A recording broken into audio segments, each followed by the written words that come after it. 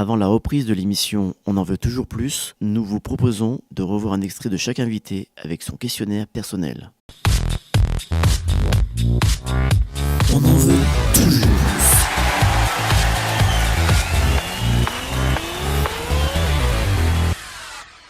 On passe tout de suite à l'interview pour Joël, pour être plus proche. L'interview pour être le plus proche.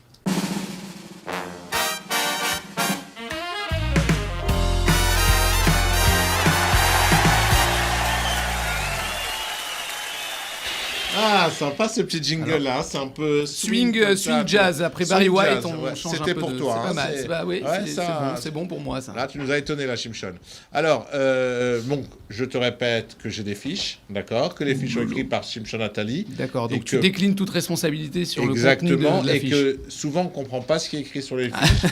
Donc moi, je te le transcris comme c'est écrit, mais Shimshon n'est pas compris par la majorité du public. Je peux t'aider, je parle le Shimshon très bien. Ah, oui. C'est un peu le Rachid du Shimshon, Ravishai. Voilà. Alors, donc on va faire une interview. Tu te souviens, ça tombe bien, on s'est connus, donc tu te souviens. Mais il ne le savait pas au moment où il a écrit. Dit rendez-vous dans... Voilà, dans 30 ans. Dans 10 ans, pardon. Alors, il faudra que tu répondes à chaque fois par « Oh oui ». D'accord. Tu te souviens ? Oh oui, je me souviens. Tu vois ? Oh oui. Mais tu peux garder ton accent. D'accord, Ashkenaz. Voilà, tu peux dire ah oui, d'accord, ok. Alors, attention, première question. Oui. Non, ok. Oh oui. Je peux faire ça aussi. Vas-y. Ah si. Toi. Ah, ok, merci. Alors, tu te souviens de Metz et du lycée Georges de la Tour ? Oh oui. Non, mais là, était beau ce oui. Hein. Là, vous avez... oui. Non, mais là, tu as été cherché très loin. Bien sûr que je m'en souviens. C'est le collège et le lycée dans lequel j'étais, duquel j'ai été viré d'ailleurs, en seconde. Mais je m'en souviens très, très, très bien. Bien sûr que je m'en souviens. Et Metz, les Messins, vous êtes une... Le Messin, c'est une mafia. C'est le Rav Bamberger d'abord, que Zecher Tzadik Livracha, qui nous a un peu tous fait revenir à la Torah.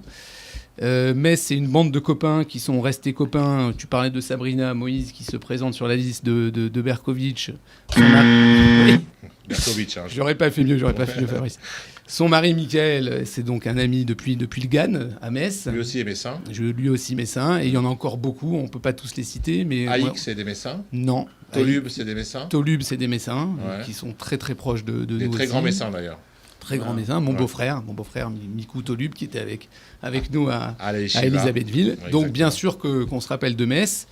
Je me souviens d'une image qui me reste, c'est quand j'allais en voiture au tennis le Shabbat matin et que je croisais le Rav Bamberger avec tous ses enfants qui allaient à pied à la synagogue.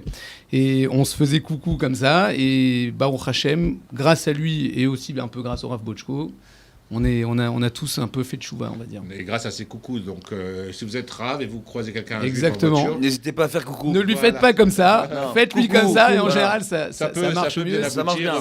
C'était la chita du Rav Bamberger. Alors, attention, deuxième question, tu te souviens de cette date, 1989, et de Dadou. Dadou. Non, c'est Dadou. 1989, c'est la date de mon alia. Dadou, c'est un de mes meilleurs amis de Dadou en 1989.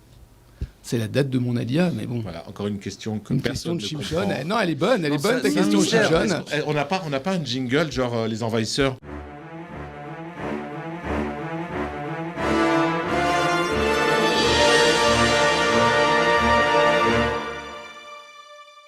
Non, mais bon, 89, c'est mon alia.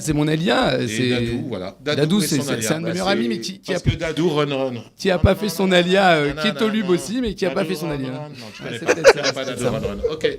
Si tu veux, je peux te parler en 3 mots de mon alia, mais je ne vois pas le rapport entre les deux. On n'a pas le temps, en fait. Alors, on y va. Troisième question. Tu te souviens de Har Etzion ? Voilà, 1989, je fais mon alia donc après Elisabethville et Saint-Maur. On était ensemble. À Elisabethville, Saint-Maur avec Adam Waknin. Ouais. Je fais mon alia en 89 et j'atterris à la Yeshivat Har Etzion dans le Gush Etzion, pas très loin d'ici, à Alon-Shvut. Et là, je rencontre le Rav David Mamou, qui n'était pas encore le Rav David Mamou, il devait être en shiur tête ou chet, enfin il était là depuis très longtemps. C'était le seul qui me parlait en français, donc ça a été un bon contact. Et après, c'est un char Historia, comme on dit. Ok, donc j'embrasse mon frère au passage. Voilà. Moi aussi, d'ailleurs, je l'embrasse, ton frère au passage. Je l'embrasse tout à fait. Rabbi David, on vous embrasse. Et Rabbi David, si vous avez besoin de quelque chose pour l'association Tikva, vous savez que maintenant, à la mairie, si Dieu veut, il y aura Bezrat Hashem, tout à fait. Que vous avez aidé en son époque, il fera un plaisir d'aider l'association. De vous rendre l'appareil. En retour. Alors, et des premiers mots. Alors, tu te souviens des premiers mots de l'armée en hébreu? Anilo. Oh oui! Non, parce que tu m'as dit qu'il fallait que je dise oh oui. Oui, il faut le dire. Je sais pas les premiers mots en hébreu de l'armée, mais je peux raconter une anecdote de 1 minute. Ça doit être ça qu'il voulait. Il voulait nous mettre dessus, Shimshon. La première phrase que j'ai entendue à l'armée, c'est le premier jour, j'étais donc en tironout de Golani à Bézek, ça s'appelait à l'époque, à côté d'un village arabe. Oh là là. Et donc, on nous fait courir. Tu vas là-bas, tu reviens, tu vas là-bas, tu reviens, tu vas là-bas, tu reviens. Et après, il faut être en shlashot, ça s'appelle. C'est-à-dire qu'il fallait qu'on se tienne droit, par rang de 3, devant le mefaked. Et on arrive en shlashot. Ah, un message du Rav. Et recharge sa batterie au truc, là. C'est incroyable, là. Attends, Ramos, recharge ta batterie, le président, là-bas. Vas-y. Alors, je continue ma petite histoire. On est tous en shlashot devant ce mefaked de 2 mètres sur 2 mètres qui nous fait très peur. Et il nous hurle dessus et il nous dit, et je ne sais pas si je dois la faire en hébreu ou en français, bon, je vais la faire en français direct. Il nous dit, vous bougez comme des loulavim. Il nous hurle dessus, vous bougez comme des loulavim. C'est pas Pessah aujourd'hui. Et là, j'ai compris ce que c'était qu'un chiloni en Israël, qui ne savait même pas ce que c'était. Donc ça, c'est la première phrase qui m'est restée jusqu'à aujourd'hui. Ok, merci beaucoup. Shimshon, je suppose que ce n'est pas du tout ça ce que tu voulais entendre, mais en tout cas, elle est très bonne. Eh bien. Alors, tu te souviens de cette belle rencontre à Bar-Ilan et de ta déclaration en moins d'une semaine? En moins d'une semaine? Oui. Raconte-nous ça. Oui. C'est quoi ça? Là, tu peux faire un beau... Oh oui. Alors, je l'ai bien fait. Eh bien, j'ai rencontré Sandra, mon épouse, à Bar-Ilan, effectivement, juste après mon armée, en 1992. Et une semaine après, je l'ai demandé en mariage, effectivement. Une semaine après l'avoir rencontré? Oui. Ah ouais. Ouais. On n'a pas perdu de temps. C'est un show. Et voilà. C'est un romantique. C'est un romantique. C'est un amoureux. C'est un romantique. C'est un romantique. J'étudiais justement avant la Gemara de ma Sachet Nida qui dit que... Comment Sandra Birenbaum au départ, une Française aussi. De Paris, et on s'est rencontrés à Bar-Ilan, voilà. On avait tout un groupe de Français. Sandra, c'est t'embrasse. L'amour de la vie. Le bonjour. Tu passes le bonjour. Non, on a le droit d'embrasser au téléphone. Non, tu passes. Pas quand c'est la femme de quelqu'un d'autre. On la connaît pas, c'est la femme de quelqu'un d'autre. Attends, passe le bonjour. Voilà, moi, je peux l'embrasser. Bonjour madame. Respect. Enchanté. Bien joué, il est bien. Voilà. Une semaine, la vérité, bravo. Voilà. Ok, tu te souviens lorsque tu voulais être ingénieur du son? Ah bon? Et finalement, tu as choisi d'écouter les gens différemment en choisissant le métier d'avocat. Tu voulais être ingénieur du son, raconte-nous ça. C'est exact. Je suis passionné de musique, en fait, depuis toujours. Oui. Donc, je voulais faire ma vie dans la musique. Quand j'étais pas religieux, pour moi, c'était évident que c'est ce qui allait se passer. Et ta mère, elle t'a dit même pas en rêve? Si, ma mère, elle m'a inscrit à l'école Louis Lumière à Paris. C'est là-bas que je devais aller. Et puis, quand je suis devenu... Non, c'était une école d'ingénieur du son. Et quand je suis devenu religieux, le Rav Bochko, il m'a dit ça va pas le faire du tout. Et puis j'ai fait ma petite philosophie tout seul et j'ai compris que ma vie, elle serait en Israël. Après, je voulais être professeur d'auto-école ici, quand j'ai vu comment les gens voulaient rouler. Et je me suis dit, il y a quelque chose qui déconne ici. Et après, ma mère, elle m'a dit, ok, tu ouvriras une école d'auto-école, mais d'abord, on va faire des études. Donc, j'ai fait des études de droit, puis ça m'a bien plu, et puis voilà, quoi. Ah ouais, on est passé carrément de... aucun rapport. Professeur d'auto-école à avocat. Exactement. Alors, une autre question. Et Bénichou, tu es toujours avec, oui ou non? Alors, Gérard Bénichou, comme je le disais tout à l'heure, c'est mon associé maintenant depuis 17 ans. Je travaillais d'abord chez lui en tant qu'étudiant, il y a 20 ans, quand j'étais étudiant à Bar-Ilan.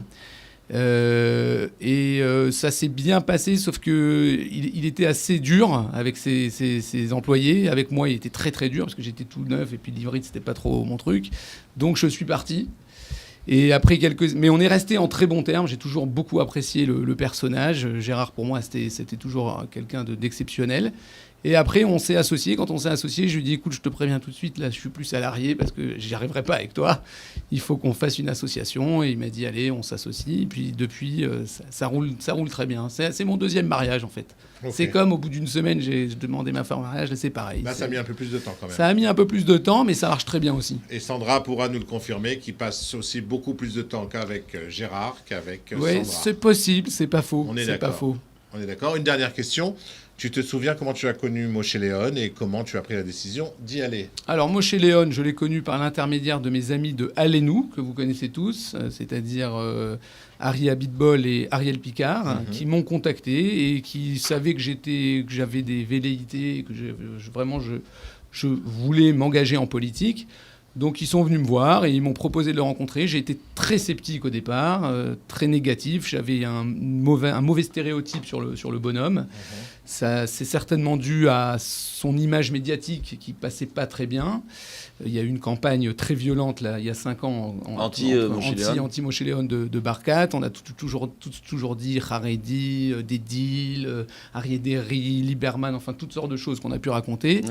Mais je me suis dit, c'était quand même le chef de cabinet de Bibi pendant 5 ans. C'était quand même, c'est un type qui a eu des très grosses responsabilités. C'est un embryon. Donc je me suis dit, je veux quand même le rencontrer. Et quand je l'ai rencontré, j'ai eu l'impression de voir un autre personnage, un fossé énorme entre l'image que j'avais du bonhomme et le mensch que j'ai vu en face de moi, que j'ai appris à connaître et qui est vraiment quelqu'un d'exceptionnel. Bon, bah, merci beaucoup Joël. Magnifique. Merci d'avoir levé le niveau de cette émission en apportant elle avait l'air déjà très peu de vocabulaire. Il y avait déjà comme niveau, ça. J'adore le mot velléité. Un beau phrasé. Velléité, on l'avait jamais dit dans l'émission. Ouais. Velléité.